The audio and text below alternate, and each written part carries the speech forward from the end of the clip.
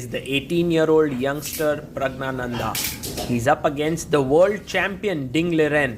Their classical game ended in a draw where Ding was pressing with the white pieces, and now we are into the Armageddon territory where Ding has 10 minutes and white pieces, must-win scenario for him, and Pragg has 7 minutes and black pieces, and a draw would mean he would win the game and the match.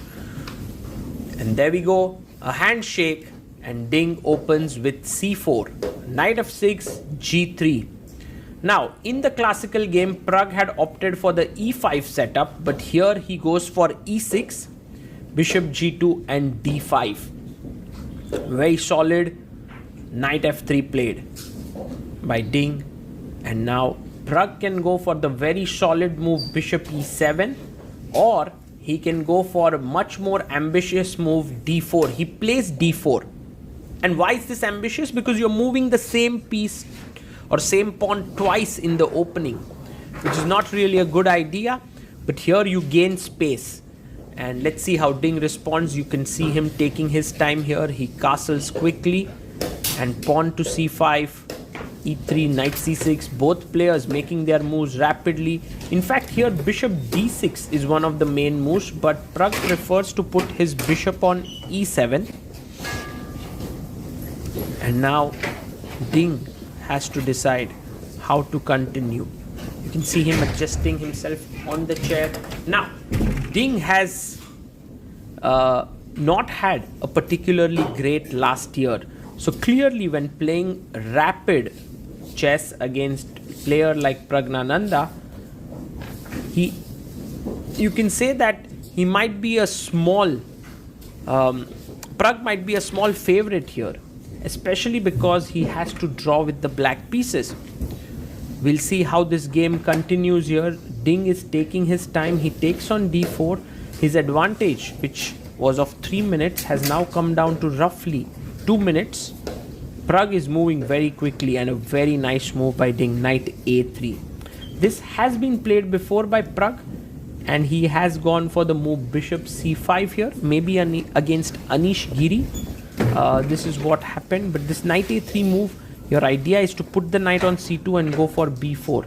h6 is played by Pragg, which is a fine move here, stopping bishop g5 ideas.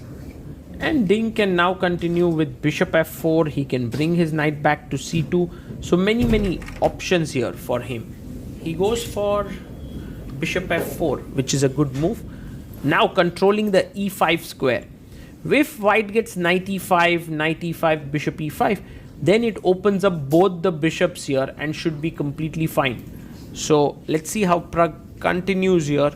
He can go back knight d7 in order to stop a piece from coming to e5. But he goes bishop c5. And does this allow knight e5? Well, it does, but after takes, because he's defended this pawn, knight d7 is an excellent move. So bishop c5 has its upsides. Later on, rook e8 and e5 can be played here. So that's the reason why now knight e5 is not so strong. Also, time-wise, Pragg has 5 minutes 52 seconds. Ding has 8 minutes on the clock. How is Ding going to continue here? Maybe a very logical option is knight c2, a3 and b4. This seems like a plan to go for, especially because knight e5 doesn't look appetizing. I'm actually quite impressed by Ding's calmness in the opening. You know, he's going very slow and steady. He is now down to 7 minutes 34 seconds. Pragg has 5 minutes 40 seconds here. And for the time being, you want to try and engineer e5. So knight d7 could be an idea to later on go for e5 move. Is Pragg going to do this? He's taking his time here. I mean, for Praggnanandhaa, not so sure what are the other options. You can go rook e8, knight d7. He goes knight d7, which is logical. Still, e5 is not possible because white controls it 3 times. But rook e8 next or f6. f6 is impossible. e6 is hanging. But a5, He stops it b3 played. Now, Ding wants to go b4, but he can't do it instantly because, let's say rook b1, there's a4, clamping the pawn. So he first plays b3, but now Pragg can go rook e8, and I think that would help him here. Yes, he does it, rook e8, and Ding just comes back. He's like, Pragg, you can go e5 if you want to, but my plan is simple. I am going b4 here. So this is definitely getting slightly better for white. Ding has followed this plan quite meticulously and pushes b4. In fact, Ding has played this position already before once, which is very interesting. Bishop d6 played, and this is against Anton Guyaro. He played this opening already. Let's see how the game continues. Now, two moves. One is b5. By the way, against Anton, he went rook b1. b5 may not be the best move because after knight b8, c5 square is lost in the long run. So a better pawn push could be c5 here. Yes, he pushes his pawn to c5, and Pragg can go back to c7, also back to f8. I think c7 is a bit risky because let's say something like b5, knight b8, b6 traps the bishop.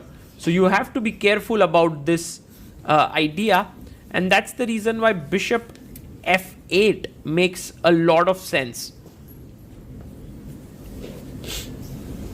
Praggnanandhaa taking his time here. He has 4 minutes and a few seconds. He goes bishop f8, 4 minutes on the clock. Ding has 6 minutes 45 seconds, so 2 minutes 45 seconds lead on the clock. Ding Liren has maintained his time advantage well. How should white continue next is the question. Now his knight is not particularly great here on c2. He would like to improve it, but from where? Well, knight a1 to b3 could be an idea here, and that's the reason why you move away the rook. Rook b1 or rook c1. Both these moves look very interesting. Ding taking his time for this one. Knight on f3 is well placed. I believe moving the rook seems like the most logical thing to do. The big advantage that white has is his queenside majority here, coupled with this bishop putting pressure. This can become something very, very difficult for black to handle. Look at Ding taking all his time here, trying to make the best move. Oh, he wanted to play rook b1 and now goes rook c1. Very interesting. But the concept is the same. He wants to play knight a1 to b3. Now Pragg should not take, because if you take, it only helps white. Later the knight also gets the a3 square. So maybe a good idea now is to play rook b8 directly, or somehow rook up to e7, queen e8. Yeah, like the position already seems uncomfortable for black somehow. You know, you've played the opening logically, you have these pawns in the center, you have the space in the center, but somehow white pawns have so beautifully placed here, and also this maneuver knight a1, knight b3 is so natural. Pragg takes, Ding takes back, and right now we are on move number 19. Pragg is down to 3 minutes on the clock. He needs to make 20 more moves. Rook b8 is a big mistake because Pragg completely misses that now the knight can come here. Earlier his rook was controlling, but the knight can come to a3 to c4 to d6 or a3 to b5, knight a3. Oh, Pragg actually didn't miss it. He plays b5. The point is that if you take here, then knight b4 and black is better. But the best move here for white is knight g5. A fantastic move. If you take here, I take on c6. b5 is completely weak. So knight g5 is a very nice move here for Ding, and you can see him taking his time. He has 5 minutes on the clock to figure this out. The other option, of course, is to move the knight away here. But taking on e5 and d4 doesn't work because the knight can take back.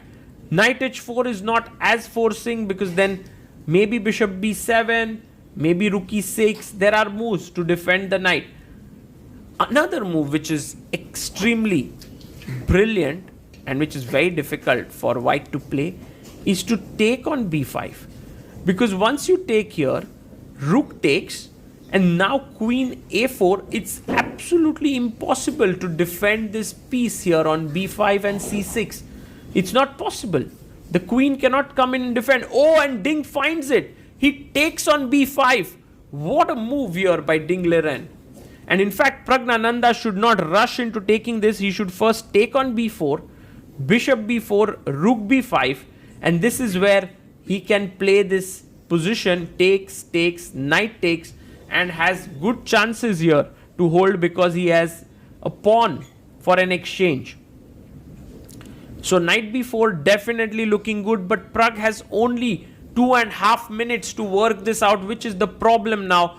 Ding has come down to 4 minutes 14 seconds, but he's managed to create a complete mess in the position. Another possible move for Pragg is to play bishop a6. So there are two moves, knight b4, bishop a6, hitting the knight, and then if the knight moves, d3 is hanging. Well, Pragg is ready with his move. He goes bishop a6 with 2 minutes 4 seconds. Ding still has a 2-minute lead. Now only move to keep the advantage is knight d6, hitting the rook, and Ding almost going to make that move. Just makes sure and plays it. Pragg has to take the knight, pawn takes, and he takes on b4 now. Queen comes into a4, knight takes, Ding takes the bishop, and now taking this rook on c1 or e1. Both should be okay, but maybe knight c1. And you know what? We're going to reach a position where black has a rook for two minor pieces, but a rook and a pawn. And also the pawn on d6 is not so strong here. So maybe after rook b6, queen b8, black will be doing very, very well. At least white is better, but black would have chances to hold. So rook b6 played, 1 minute 33 seconds for Pragg, 3 minutes 46 seconds for Ding. He comes back, he defends his pawn on d6. Very important now to play queen b8, attacking here, because you also keep your rook defended on e8 so that any tactics down the e file do not work. So queen b8, an important move for Praggnanandhaa. But he makes a mistake. He plays queen f6. He's gone wrong here. Ding has 3 minutes 40 seconds to work it out that he can actually take the pawn on d4. The reason why knight d4 is not really completely winning is because Pragg can take, and bishop c3. This position might be possible to hold. So even though Ding must take the pawn on d4, it's not a guarantee that he would win the position. Here,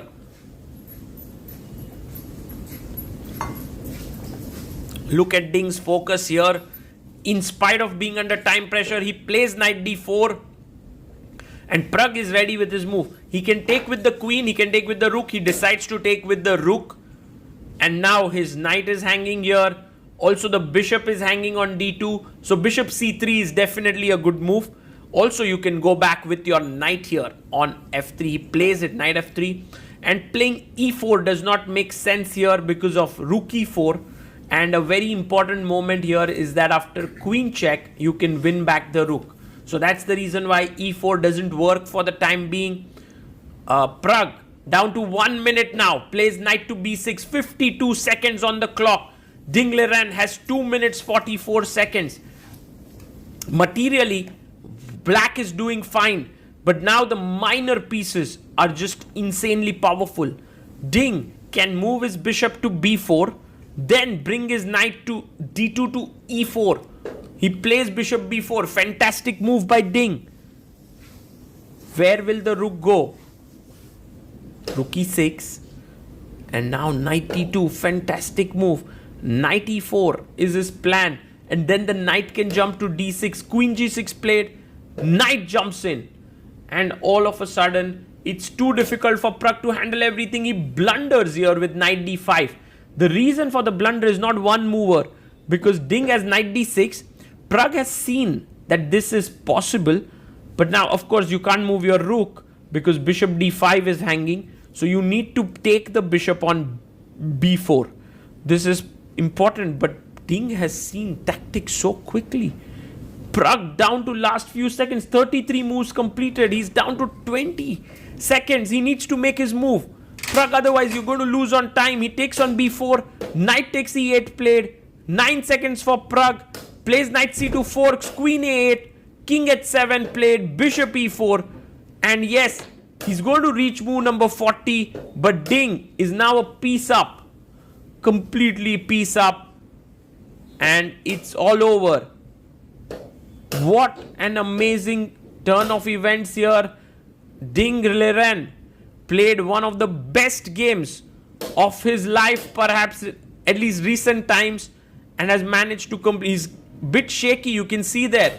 Plays bishop d1 because he's not in his best form, but here now he's going to do it.